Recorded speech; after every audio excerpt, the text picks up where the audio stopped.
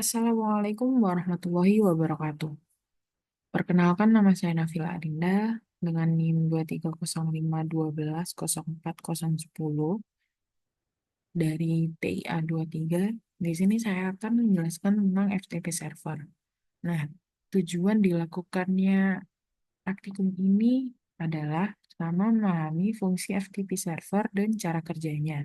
Kedua, mengenal perintah terkait FTP. Ketiga, mensimulasikan FTP server dengan Cisco Packet Tracer. Nah, FTP sendiri adalah internet service yang dirancang untuk membuat sambungan ke server internet tertentu atau komputer, sehingga user dapat mengirimkan file komputer atau download atau mengirimkan file ke server upload. FTP saat ini banyak digunakan untuk melakukan pertukaran data, karena lebih mudah daripada menggunakan perangkat kabel atau fisik. Nah, fungsi FTP server sendiri adalah beberapa fungsi FTP yang saat ini banyak digunakan seperti untuk mengubah halaman website ke dalam internet melalui web hosting. Fungsi lain seperti memperbarui revisi dari program yang dilakukan oleh aplikasi FTP developer. Nah, pertama, dan melakukan upload halaman website ke dalam web server atau web hosting ke internet. Dua, menjelajah dan mengunduh file dari situs perangkat lunak publik.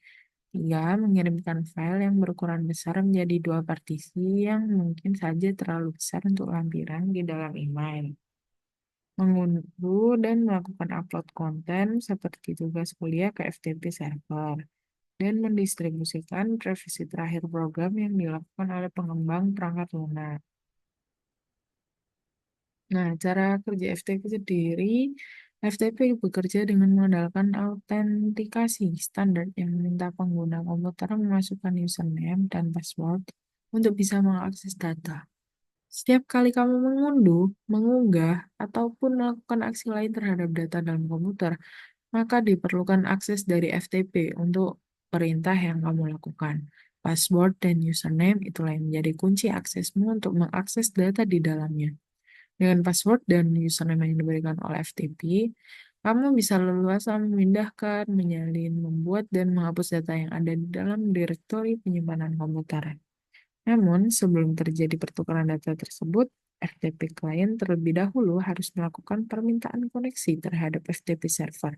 Jika FTP client terhubung ke FTP server, barulah di situ terjadi aktivitas yang kerap kamu lakukan, seperti mengunduh data, mengunggah, dan sebagainya.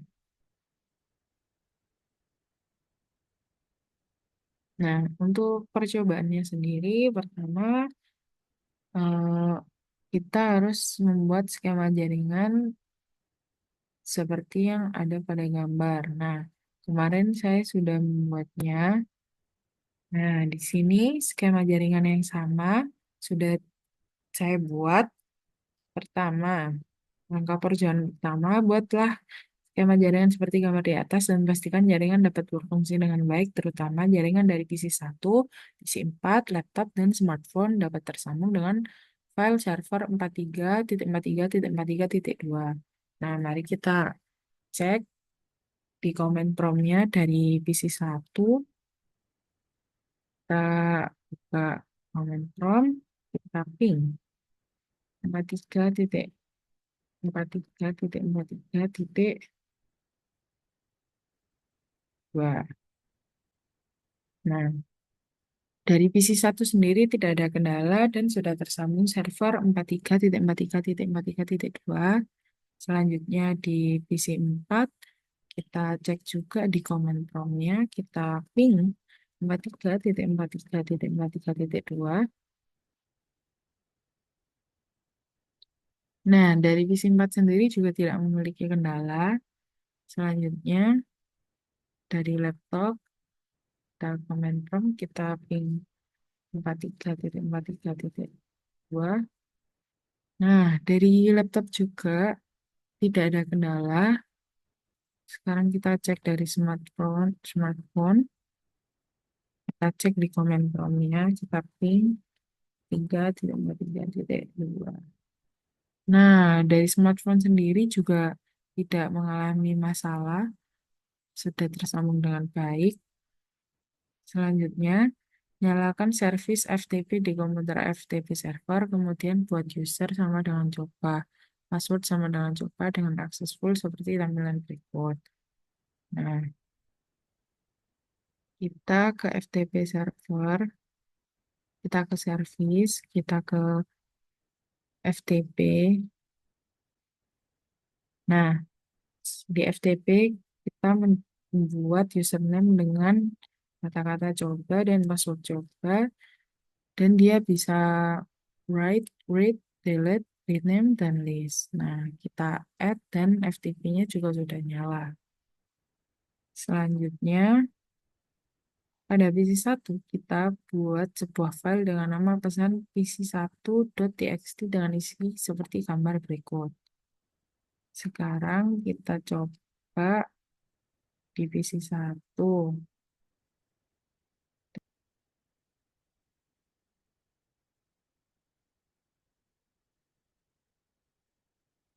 Ini kita Ctrl S, kita kasih nama sesuai yang itu, pesan PC1. Pesan PC1. Nah, sudah tersave. Selanjutnya, kita cek bahwa file tersebut sudah tersimpan di PC1 dengan menjalankan perintah dir pada command prompt. Kita cek di command prompt, kita ketikkan dir. Nah, ini sudah ada pesan PC1. Selanjutnya, buat koneksi ke FTP server 43.43.43.2 dengan memasukkan username dan password yang telah kita buat sebelumnya. Lalu upload file pesan pc1.txt ke server menggunakan perintah put pesan pc1.txt. Pertama, kita sambungkan dulu dari PC1 sendiri. Pertama, kita sambungkan ke jaringan 43.43.43.2 dengan FTP 43.43.43.2 dan masukkan username yang sudah kita buat tadi dan passwordnya. Nah, ini kita sudah login. Sekarang kita masukkan pesan yang sudah kita buat tadi dengan memasukkan put pesan dengan nama file yang kita beri tadi, .txt. Nah, ini file sudah berhasil terupload. Selanjutnya, kita pastikan file sudah terupload dengan menjalankan perintah dir pada koneksi FTP tersebut. Nah, sekarang kita ketikkan dir lagi. Nah, sudah masuk pesan pc1.txt. Selanjutnya, pada laptop kita buat koneksi seperti langkah pada poin 5.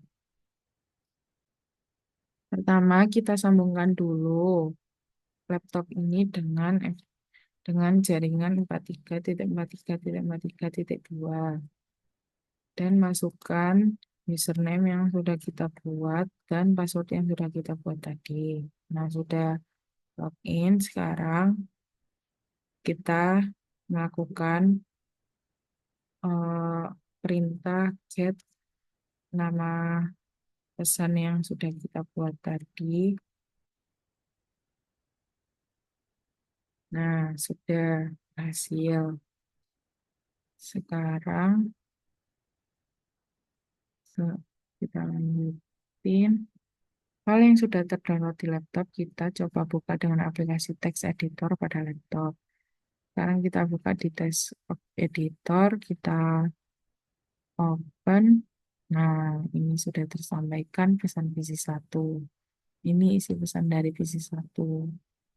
Nah, selanjutnya untuk mail server sendiri tujuannya adalah pertama memahami fungsi mail server, kedua mengenal protokol mail server, ketika mensimulasikan mail server dengan Cisco Packet Tracer. Nah, mail server sendiri adalah sebuah server atau layanan internet berbasis cloud computing yang digunakan untuk mengirim dan menerima email dalam satu jaringan server mail yang sama. Mail server dapat mengumpulkan, mengelola, dan mengirim data-data serta informasi dalam bentuk email atau surat elektronik dengan menggunakan domain email khusus atau domain email tersendiri. Mail server menggunakan dasar layanan client server di mana klien dapat mengakses server email melalui aplikasi. Nah, untuk fungsi mail server sendiri adalah mail server berfungsi sebagai pengatur atau penerima dan penyalur respon atas email yang masuk. Tak hanya itu, fungsi utama dari program ini adalah sebagai aplikasi yang digunakan untuk menginstal email. Oleh karena itu, aplikasi ini sangat penting karena akan mengatur jalannya email dan merespons setiap email yang masuk. Nah, untuk webmail server sendiri adalah sarana yang memungkinkan user dapat mengakses email melalui web. Dalam kata lain, webmail server adalah interface, dengan kata lain sebuah email yang berada di dalam web, sehingga jika buka email tersebut kita harus membuka web terlebih dahulu dengan koneksi internet dan ini berbasis web. Uh, Kocak.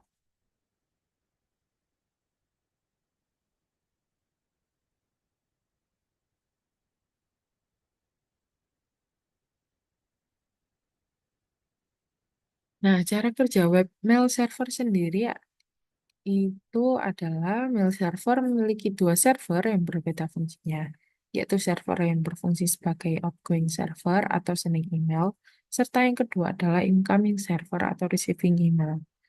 Nah, outgoing server dihandle oleh server SMTP pada port 25, sedangkan incoming server dihandle oleh port 3 pada port 110 atau IMAP pada port 143. Port adalah semacam konektor yang berfungsi untuk konektor atau pintu buka tutup akses, koneksi, serta distribusi dan transmisi data dari komputer satu ke komputer maupun jaringan lainnya. Nah, bagaimana cara pengiriman dan penerimaan email? Tentu cara kerja email ini bervariasi tergantung dari program dan aplikasinya. Nah, proses pengiriman email melalui TCP or IP dapat dianalogikan sebagai berikut. Pertama, sender mengirim ke user agent. Nah, user agent akan mengirim ke waiting list email. Waiting list email akan ke MTA dan selanjutnya ke user mailbox dan selanjutnya ke user agent dan akhirnya ke receiver. Nah, sekarang kita masuk ke dalam percobaannya. Pertama, kita membuat skema jaringan seperti gambar yang ada di sini. Dan pastikan jaringan dapat fungsi dengan baik, terutama jaringan PC1, PC4, laptop, dan smartphone. Dapat tersambung dengan DNS server 33.33.33.1 dan mail server 43.43.43.4. Sekarang kita lakukan percobaannya dari PC1.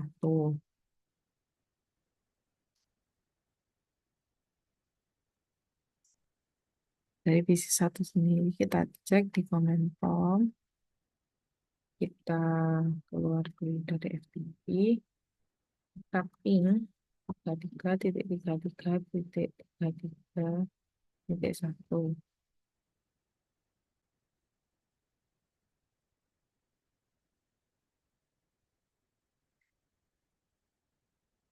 Nah, dari PC1 sendiri tidak mengalami masalah. Nah, kita cek juga untuk mail servernya di ping 43.43.43.4. Nah, dari PC1 sendiri tidak mengalami masalah apapun. Dan selanjutnya kita lanjutkan di PC4. Kita buka command prompt. Kita ping 33.33.33.1. Nah, dari PC4, dari server berikut juga tidak mengalami masalah. Selanjutnya kita cek di ping 43.43.43.4. Nah, di sini juga tidak mengalami masalah. Selanjutnya kita cek untuk laptop. Kita ke comment prompt. Kita ketikkan ping 33.33.33.1. Nah, dari laptop sendiri, dari server tersebut juga tidak mengalami masalah. Selanjutnya, kita ping 43.43.43.4. Nah, dari laptop sendiri juga tidak mengalami masalah dan berjalan sesuai fungsi. Selanjutnya, kita cek dari smartphone.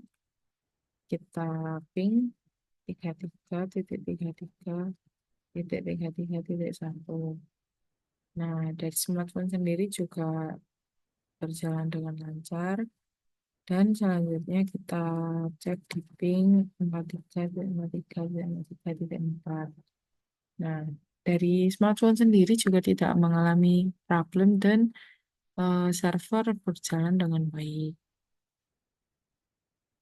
Selanjutnya, tambahkan entry DNS.com pada DNS service seperti gambar berikut. Nah, kita sekarang ke DNS server, kita ke service, kita ke DNS, dan menambahkan